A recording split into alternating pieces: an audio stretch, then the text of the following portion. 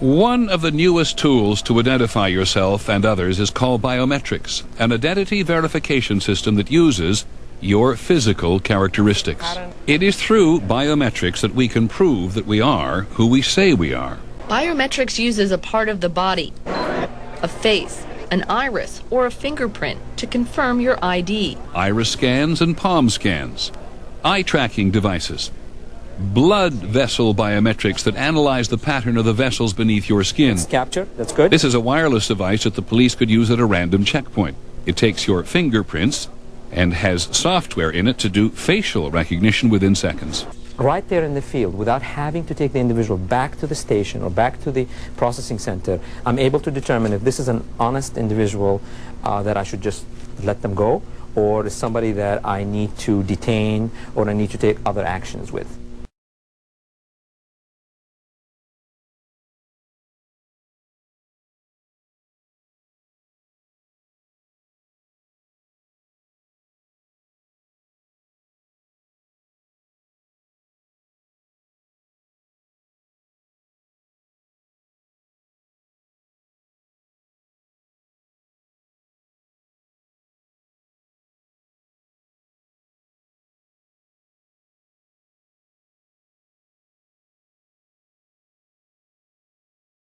President Bush has proposed using a biometric identification card for legal immigrants. The cards would give employers a way to check the legal status of a prospective employee. Use a biometric technology to create a new tamper-proof identification card for every legal foreign worker. That's what we need. We have a biometric card for all new guest workers. It's kind of impenetrable, right? So that we can make sure that no one's working here illegally, so employers know who to hire and not to hire. The Department of Homeland Security says the proposed biometric ID cards are only for temporary guest workers. But Mark Rotenberg, who heads the Electronic Privacy Information Center, predicts the cards will be widely distributed.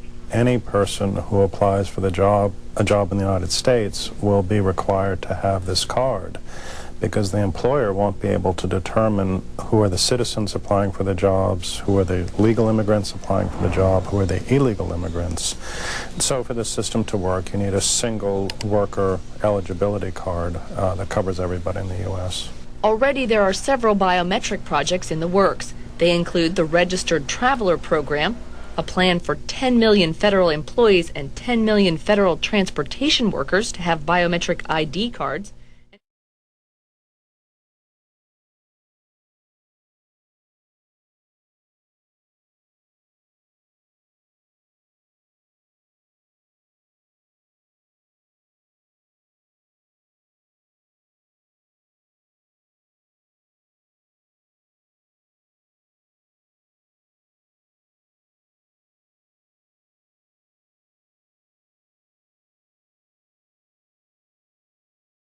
And beginning in October, all new U.S. passports will have a chip with fingerprints and a digital photograph.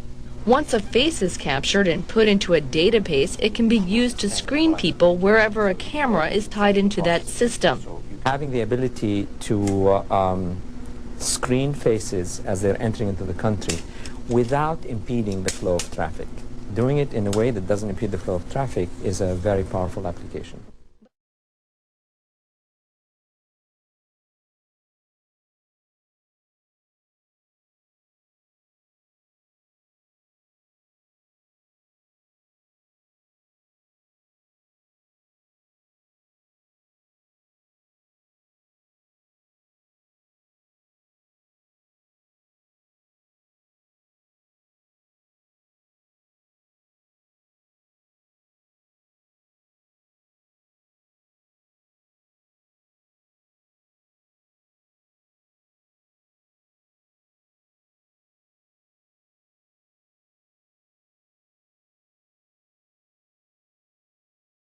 Supporters of the new law argue it would help curb illegal immigration, while privacy advocates say a driver's license would become a national identity card, cost state governments too much, and lead to increased identity theft.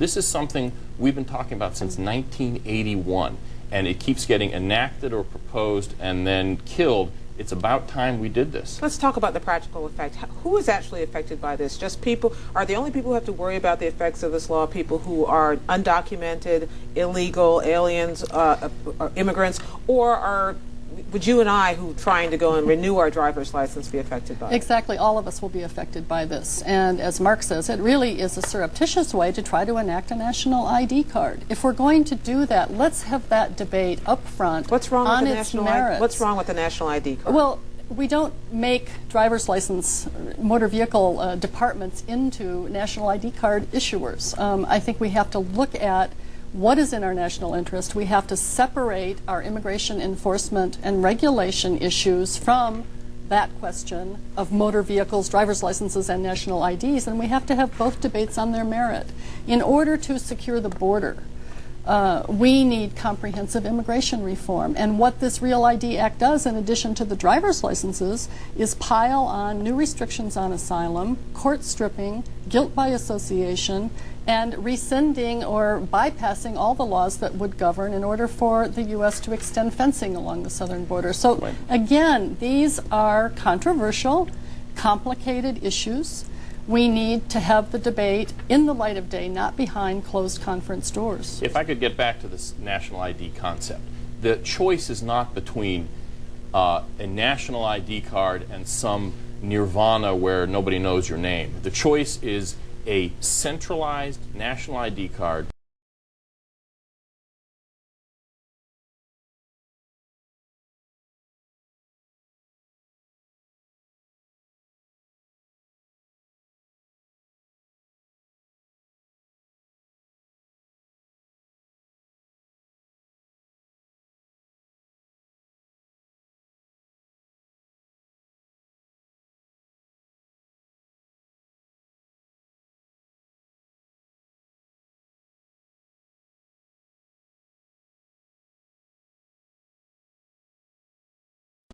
The House of Representatives approved a bill today that would require people to produce a photo ID before they can vote in federal elections.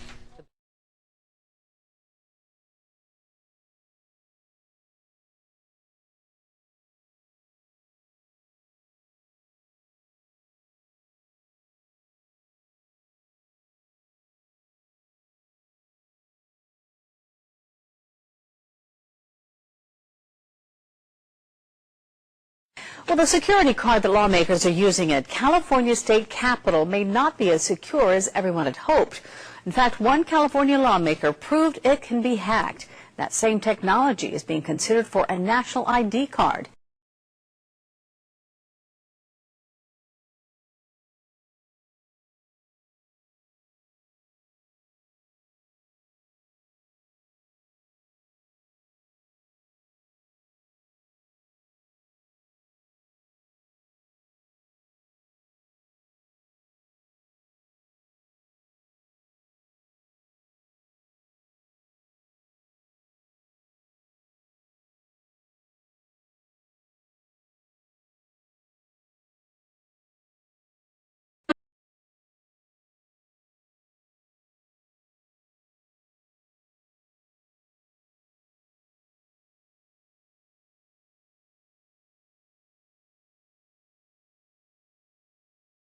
With a homemade antenna and a laptop, West Hughes was able to read radio waves emitted by Pavley's identity card, duplicate it, and then gain access to a secured area of the state capitol.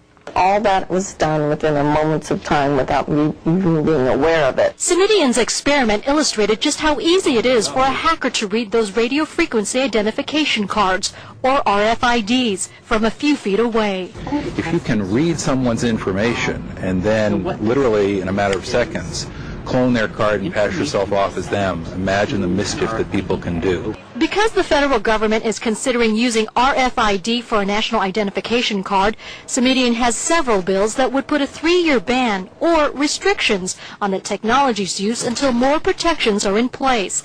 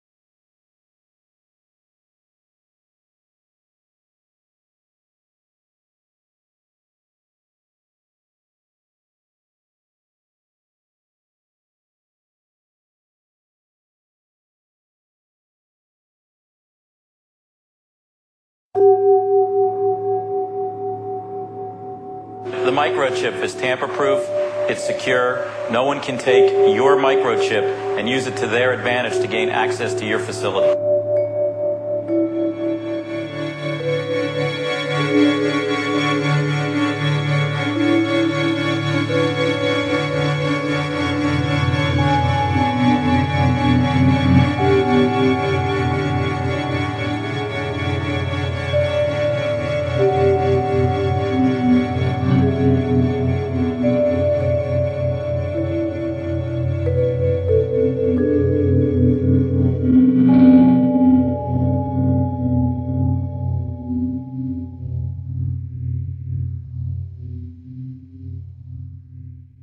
Nevertheless, the United States is in a key position to shape this so that the problem of the Bush presidency will be the emergence of a new international order. Within the next 4 years, we will see the emergence of a new international order. The beginning of a new international order, and it could well be that this president, who is so reviled by intellectuals, will emerge as one of the seminal presidents of his period. Let's assume of American modern history. One of the seminal presidents. He could. What does he have to do to achieve that status? Well, he has to do certain things, and he has to have some luck. Although I believe in the Branch Rickey statement. When he was a general manager of the luck is Dodgers. the residue of design. What did he say? He said luck is the residue of design. Right. He said it about baseball. I know.